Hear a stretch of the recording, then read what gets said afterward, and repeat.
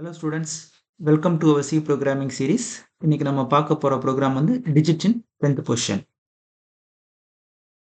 So என்ன question கொடுத்துருக்காங்கன்னா the program must accept a positive integer n. So ஒரு n ஒரு இன்புட்டு நீங்கள் இன்டிஜர் வேல்யூவாக தரணும். இது nல ஸ்டோர் பண்ணிக்கணும் வச்சுங்க. And then print the digit in 10th position. So அந்த நம்பரில் இருக்கிற 10th பொசிஷனில் இருக்க டிஜிட்டை பிரிண்ட் பண்ணணும். ஃபார் எக்ஸாம்பிள் இப்போ என்னோட இன்புட் வந்து 143ன்னு வச்சுக்கோங்களேன். இதில் பார்த்தீங்கன்னா இது வந்து ஒன்ஸ், இது வந்து டென்ஸ், இது வந்து ஹண்ட்ரட்ஸ். ஸோ அவங்க என்ன கேட்குறாங்கன்னா 10th பொசிஷனில் இருக்கிற டிஜிட்டை பிரிண்ட் பண்ணணும். ஸோ அப்போ நான் என்ன பண்ணேன், ஆக்சுவலாக 4ன்ற வேல்யூவை ரிட்டர்ன் பண்ணேன். இதுதான் இந்த ப்ரோக்ராமோட லாஜிக். ஸோ நம்ம இன்னொரு சில இன்புட் பார்ப்போம். ஸோ அவங்க எக்ஸாம்பிள் கொடுத்துருக்குது 20 கொடுத்துருக்காங்க. ஸோ 20யோட 10th பொசிஷன் டிஜிட் பார்த்தீங்கன்னா 2. ஸோ ரிட்டர்ன் வந்து 2 வந்திருக்கு ஆன்சரா. இன்னொரு எக்ஸாம்பிள் 37843 கொடுத்துருக்காங்க. இதில் பார்த்தீங்கன்னா 4 தான் வந்து 10th பொசிஷனில் இருக்குது. ஸோ நம்ம 4 ரிட்டர்ன் பண்ணணும். ஸோ நம்ம இதுக்கு வந்து வெரி காம்ப்ளெக்ஸ் லாஜிக்கில் எழுத வேணாம். நீங்கள் அரித்மெட்டிக் ஆப்ரேட்டரில் ரொம்ப ஸ்ட்ராங்காக இருந்தீங்கன்னா இந்த ப்ரோக்ராம் வந்து ரொம்ப சிம்பிள். எக்ஸாம்பிள் இப்போ நான் வந்து 143 எடுத்துக்கிறேன். ஓகேவா? ஸோ இந்த 143ல் ஃபஸ்ட்டு இந்த நம்பரை நான் செப்பரேட் பண்ணேன்னா எனக்கு 43 வரும். அதுக்கப்புறம் நான் சிம்பிளாக 43 டிவைடட் பை 10 போட்டேன்னா எனக்கு வந்து 4ன்னு அவுட்புட் ஆட்டோமேட்டிக்காக வந்துடும். இது எப்படி நடக்குதுன்னா, ஸோ 2 ஆப்பரண்டுமே இன்டீஜர். ஸோ 2 ஆப்பரண்டுமே இன்டீஜராக இருந்ததுன்னா நம்ம டிவிஷன் ஆப்ரேட்டர் அப்ளை பண்ணனா டெசிமல் பிளேஸை ட்ரங்கேட் பண்ணும். நமக்கு வந்து என்னோட அவுட்புட் வந்து 4ன்னு ஆட்டோமேட்டிக்காக வந்துடும். ஸோ இப்போ நம்ம எழுத வேண்டிய லாஜிக் வந்து கொடுத்துருக்க நம்பரில் லாஸ்ட் 2 டிஜிட் நம்பரை மட்டும் தனியாக எடுக்கணும். First logic. செகண்ட் லாஜிக் வந்த அவுட்புட்டில் டிவைடட் பை 10 பண்ணணும். தான் second logic. So first logic வந்து நம்ம ஒரு ஆப்ரேட்டர், ஈஸியான ஆப்ரேட்டர் தெரியும், modulo operator. So modulo operator என்ன பண்ணுன்னா ரிமைண்டர் ஆஃப்டர் டிவிஷன் வரும்.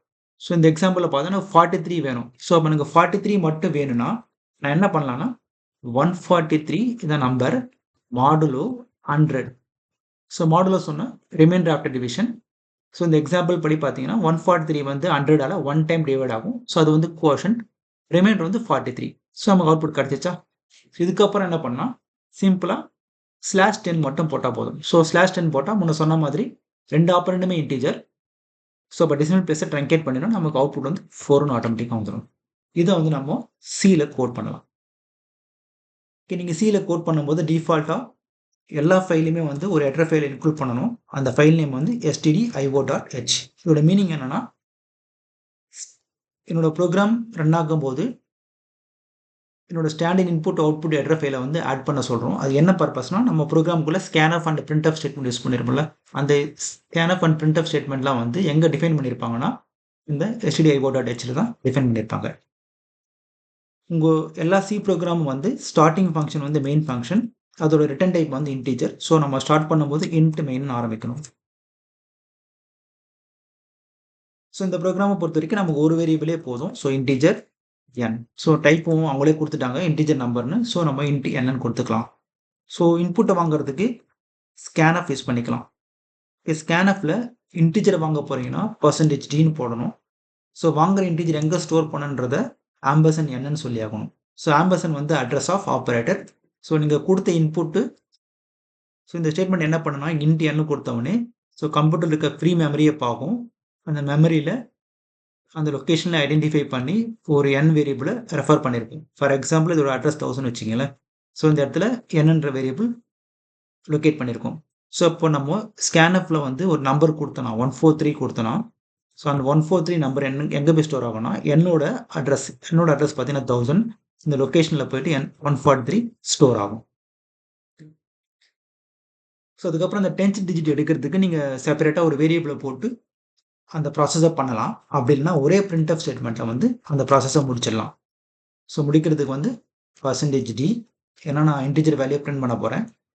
ஆமா, நான் ஃபஸ்ட்டு பண்ண வேண்டிய ஆப்ரேஷன் வந்து மாடுலஸ் பண்ணணும். யாருக்குன்னா என்னன்ற நம்பருக்கு. So n modulo 100. ஸோ அந்த வந்த ஓவரால் ரிசல்ட்டை வந்து நான் 10ஆல் டிவைட் பண்ணணும். So /10.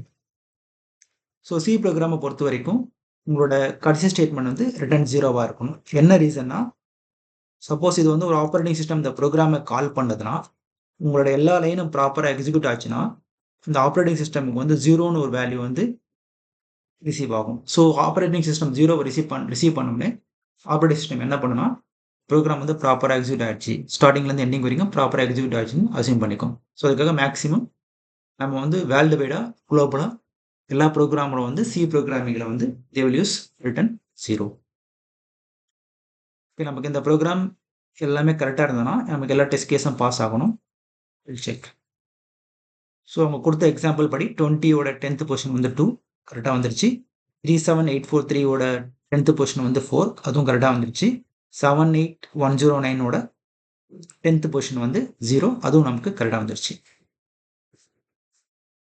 Okay, thanks for watching. Happy coding.